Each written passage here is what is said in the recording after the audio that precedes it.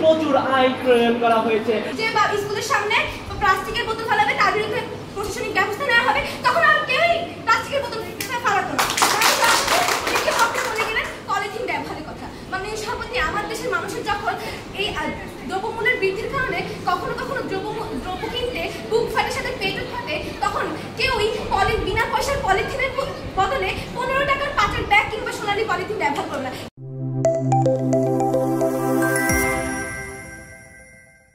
আজকের বিতর্কের বিষয় নির্ধারিত হয়েছে পরিবেশ দূষণ রোধে শুধু নীতি মানা নয়, সামাজিক সচেতনতা অধিক জরুরি। বিষয়টির পক্ষে আমি এবং আমার দল দৃঢ়ভাবে অবস্থান করছি। আমরা যদি বিষয়টির দিকে লক্ষ্য করি, প্রশাসনিকবিদদের মতে নীতিমালা হলো রাষ্ট্র বা কোনো প্রতিষ্ঠানের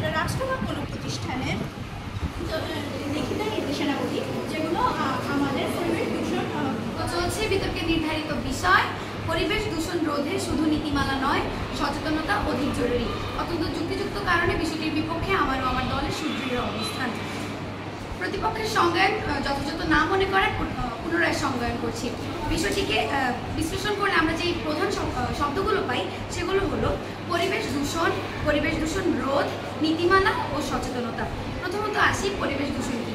পরিবেশ দূষণ বলতে বোঝায় পরিবেশের উপাদানগুলো মানুষের কর্মকাণ্ডের ফলে এমনভাবে ভারসাম্য হারানো যার কারণে মানুষ, উদ্ভিদ, প্রাণী ও প্রকৃতির স্বাভাবিক জীবনের উপর নেতিবাচক প্রভাব পড়ে। ধন্যবাদ মাননীয় সভাপতি, বিতর্কের মহত্ব হচ্ছে আমি কিছু বলার সুযোগ করে দেওয়ার জন্য। বিতর্ক চলছে এবং আজকে বিতর্কের বিষয় নির্ধারণ করা হয়েছে পরিবেশ দূষণে শুধু নীতিমালা নয়, সামাজিক সচেতনতা অধিক জরুরি। এবং আমি এবং আমার দল এর পক্ষে দৃঢ় অবস্থান করছি। সঙ্গে দেওয়া হবে। আমি প্রথমে আহ্বান জানাচ্ছি পক্ষ দলের দলনেতা সাহারা খাতুন রত্নাকে আইন প্রয়োগ জোরদার করতে হবে। তাহলে প্রশ্ন করি, 17 কোটি মানুষের প্রতিদিনের ব্যবহার, প্রতিটি বাজার, প্রতিটি কারখানা সরকার কিভাবে একা নিয়ন্ত্রণ করছে? সেটা কি বাস্তবসম্মত? না, বাস্তবসম্মত নয়।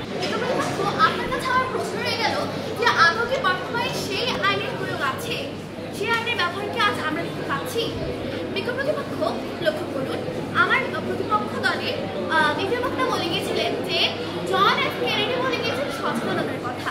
আচ্ছা, আপনারা বলুন, আপনারা কি সমাজের প্রতিটি মানুষকে সমানভাবে সচেতনতার নিশ্চয়তা দিতে পারেন? কোনোভাবেই তা সম্ভব নয়, কিন্তু আপনি শাস্তির ভয় দিয়ে যদি একটি কঠোর নীতিমালা প্রণয়ন করেন তাহলেই তা সম্ভব। আয়োজনটি এখানে সমাপ্ত হলো। আমরা কিছুক্ষণের ভিতরেই আমাদের ফলাফল প্রস্তুত করবো। আমাদের বিদ্যুৎ মন্ডলের ফলাফল প্রস্তুত করে আমরা ফলাফল ঘোষণা করবো। যে দলটি আসল বিজয়ী সেই দলটির নাম বিতর্ক এবং যুক্তি। আজকে যুক্তির জয় হয়েছে, কারণ আমরা সবাই মিলে যুক্তির পক্ষে কথা বলছি। আজকে সম্মানিত বিচারক মন্ডলীর রায়ে বিজয়ী দল লক্ষ্মীপুর সরকারি বাড়িতে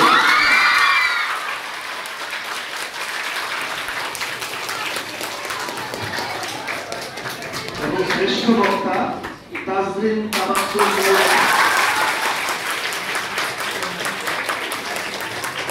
একটি ব্যাপার লক্ষণীয়, ওর নাম হচ্ছে মৌনতা, কিন্তু সে কিন্তু পুরস্কার পাচ্ছে মৌন না থাকার জন্য।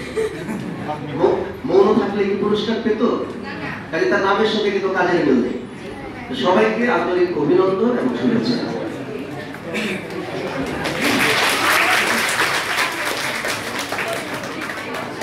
আমি যাদের নাম বলবো তারা দ্রুত এসে পুরস্কার নিয়ে যাবে।